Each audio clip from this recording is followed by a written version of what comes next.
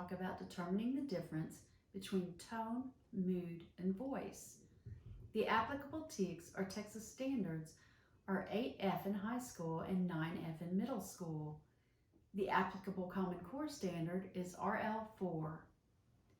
Determining the difference between tone, mood, and voice is difficult for students. I'm going to show you how to use a piece of text to teach each of them.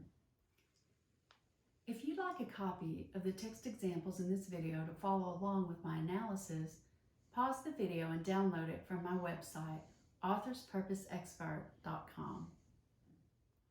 I'll start by giving a definition and example of each. Let's begin with tone.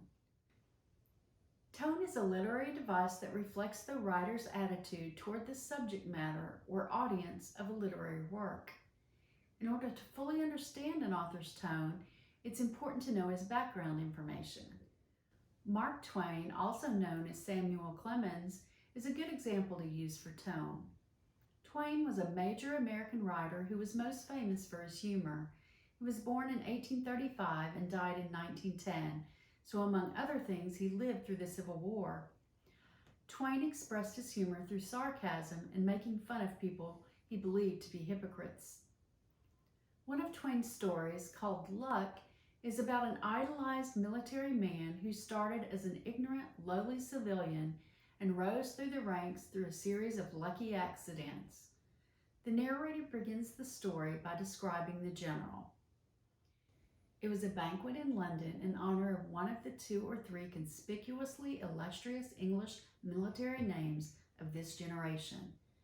For reasons which will presently appear, I will withhold his real name and titles and call him Lieutenant General Lord Arthur Scoresby, V.C., K.C.B., etc., etc., etc. What a fascination there is in a renowned name.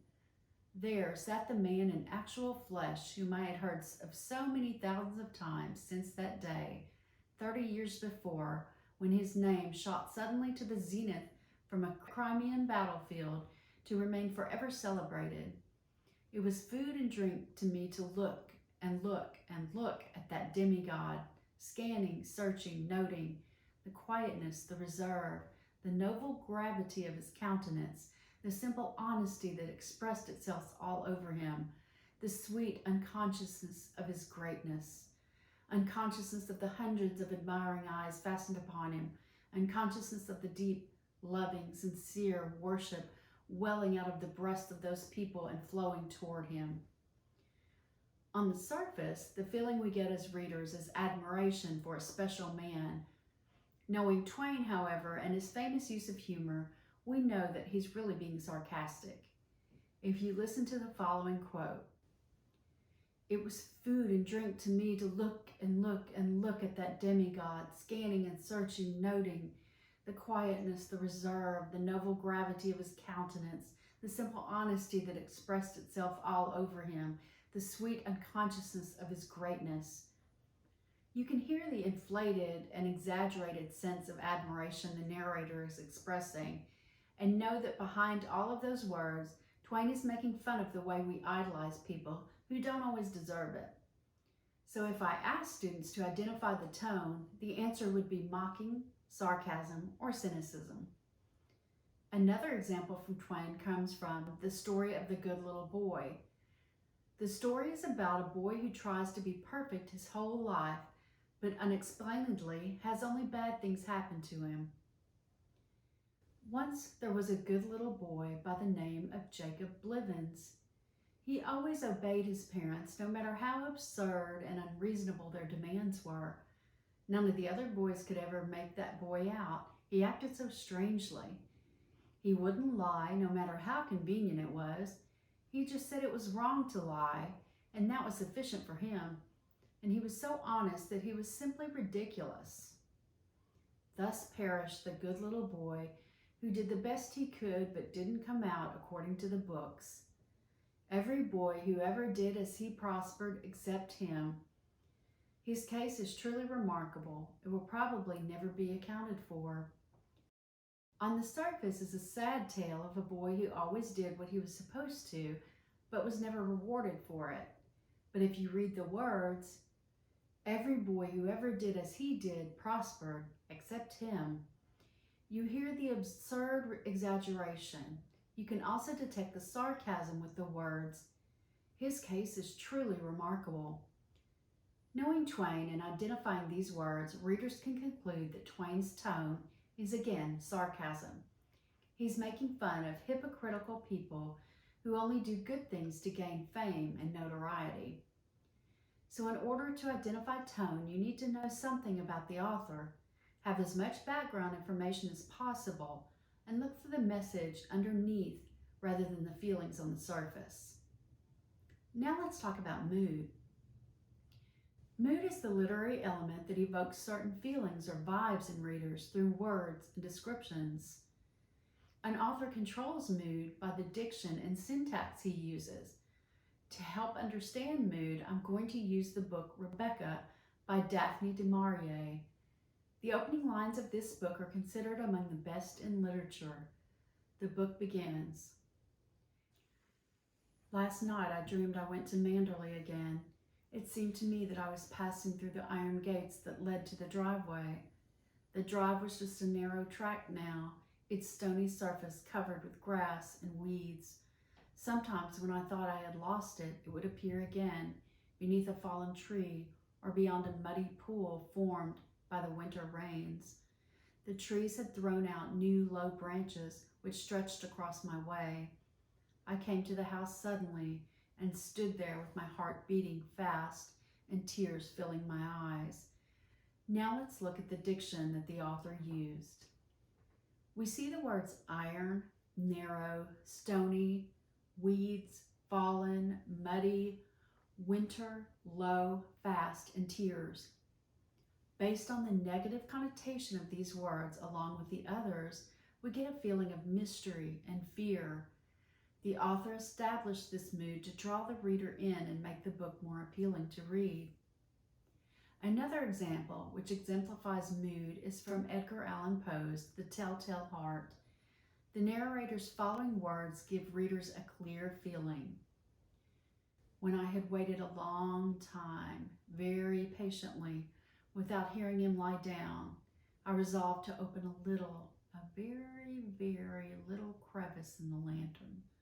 So I opened it. You cannot imagine how stealthily, until at last a simple dim ray, like the thread of the spider, shot from out of the crevice and fell full upon the vulture eye. It was open, wide open, and I grew furious as I gazed upon it. I saw it with perfect distinctness, all a dull blue with a hideous veil over it that chilled the very marrow of my bones. But I could see nothing else of the old man's face or person, for I directed the ray as if by instinct, precisely upon the damned spot. Notice the techniques that Poe uses in these two paragraphs. The continued use of repetition presents a feeling of frenzy or hysteria.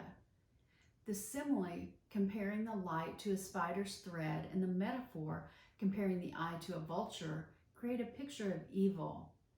The overall feeling that is portrayed is one of paranoia, fear, and terror. Poe was a master at creating this type of mood, which is one of the reasons he is such a popular author. The final element I'd like to talk about is voice. Voice refers to the rhetorical mixture of vocabulary, tone, point of view, and syntax that makes phrases, sentences, and paragraphs flow in a particular manner.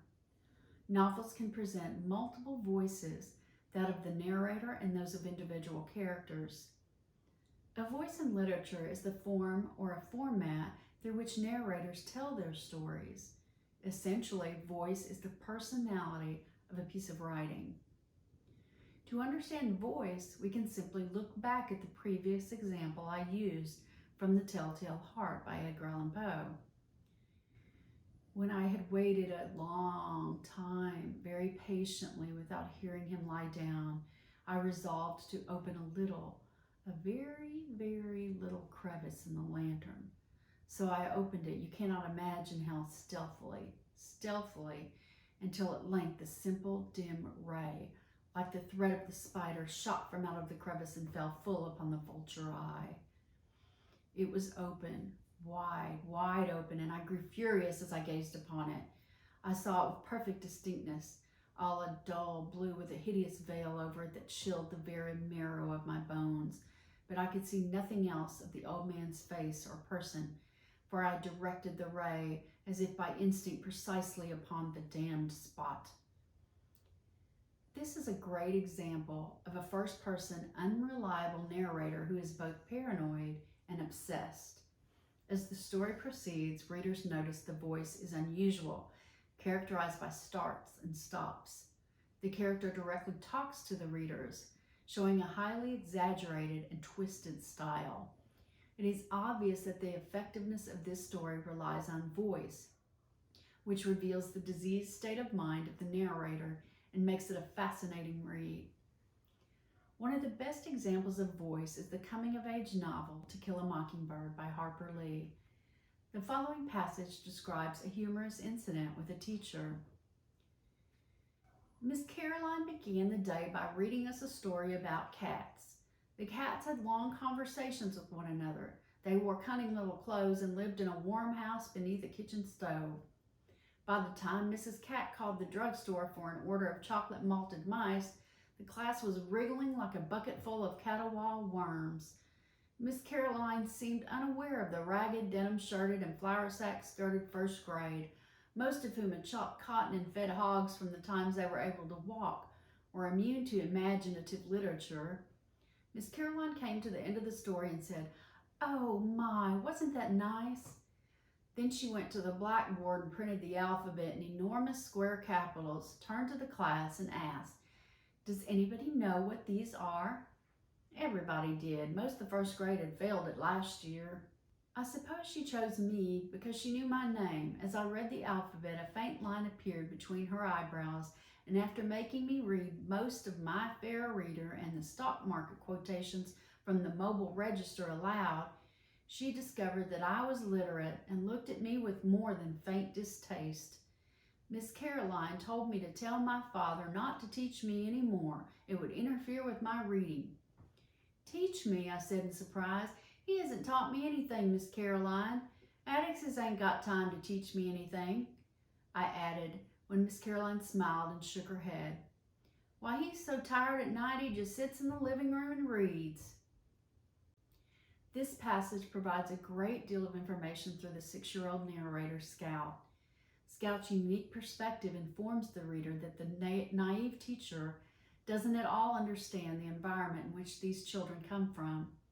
Her entertaining description of the cat story, along with a simile referring to the unamused children and the Southern dialect, all provide the exceptional personality, also known as voice, which makes the book so famous and lasting. So to summarize what I covered, tone is the way the author conveys his feelings, mood is the feeling created in the reader, and voice is the personality of the writing. By using these examples and breaking them down by each element, you can show students the difference between tone, mood, and voice. If you'd like higher level thinking questions to go with this passage, as well as other activities, you can find them at my store on Teachers Pay Teachers, Karen Rohach, Author's Purpose Expert. You can also find many other stories or poems which will help you teach students the difference between tone, mood, and voice, as well as covering all of the other reading standards. Thank you for watching this video, and remember, just keep practicing and you too can become an Author's Purpose Expert.